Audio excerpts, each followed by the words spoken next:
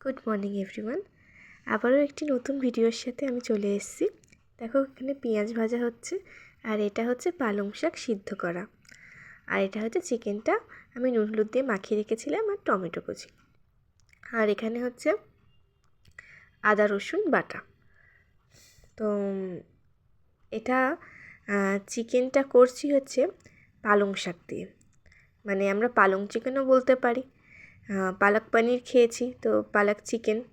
তো সাইডে দেখছো আলু ভাজা হচ্ছিল, তো পেঁয়াজটা ভাজা হয়ে এসছে বলে আদা রসুন বাটাটা এখানে দিয়ে দিলাম। এবার একটু ভালো করে কষাতে হবে। এবার টমেটোগুলোও দিয়ে দেবো আমি, তারপরে চিকেনটাও দিয়ে দেবো। মাঝখানে আমি একটু নুন দিয়েছিলাম, টমেটোটা গলে যায়। তো দেখো তারপর আমি কষাচ্ছি।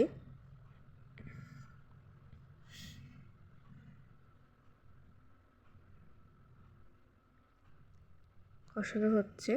এবার আগে থেকে যে সিদ্ধ করে রাখা পালং শাকটা মানে হালকা করে একটু ভাপিয়ে জলটা ফেলে দিয়ে আমি পেস্ট করে নিয়েছি, তো সেটাও এখন দিয়ে দিচ্ছি। এবার এটাকে ভালো করে কষাতে হবে। কষানোর পর দেখবে এর কালারটা একটু চেঞ্জ হয়ে গেছে, তখন বুঝবে যে কষানোটা ভালো করে হয়ে গেছে।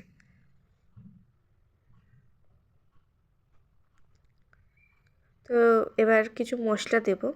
আমরা ডেলি রান্নায় যে মশলাগুলো ইউজ করি, এখানে জিরে গুঁড়ো আছে, হলুদ গুঁড়ো আছে, লঙ্কার গুঁড়ো আছে। এবার তোমরা এখানে ধনে গুঁড়োও অ্যাড করতে পারো। আর একটা কথা বলে রাখি, টমেটোর জায়গায় তোমরা কিন্তু এখানে টক দইও ইউজ করতে পারো। টক দই ইউজ করলেও কিন্তু টেস্টটা খুব ভালো আসবে।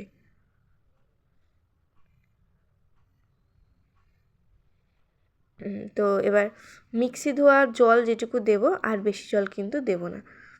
মানে এটা মিক্সি ছোটো বাটিটাতে আমি পেস্ট করেছিলাম, তো ওই হাফ বাটি, মিক্সির হাফ বাটি জল দিয়েছি। ব্যাস, এবার আমার চিকেনটা কিন্তু ভালো করে লো ফ্লেমে আমি সিদ্ধও করে নিয়েছি। সিদ্ধ হয়ে যাওয়ার পরে গুঁড়ো দুধ, মানে নামানোর কিছুক্ষণ আগে এটা কিন্তু গুঁড়ো দুধ আমি দিয়েছি। তো তোমরা এখানে লিকুইড দুধও দিতে পারো, কোনো অসুবিধা নেই। তো সেটাতেও টেস্টটা কিন্তু খুব ভালো আসবে। প্রায় হয়েই গেছে আমার চিকেন।